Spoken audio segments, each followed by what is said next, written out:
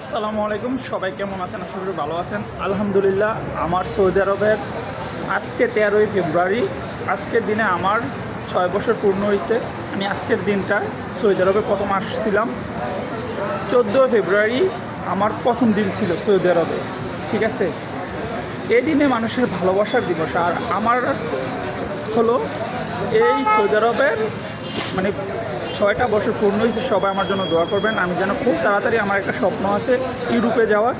আমি এখান থেকে যেন 2027 সালের ভিতরে ইনশাল্লাহ ইউরোপে থাকি। সবাই আমার জন্য দোয়া করবেন।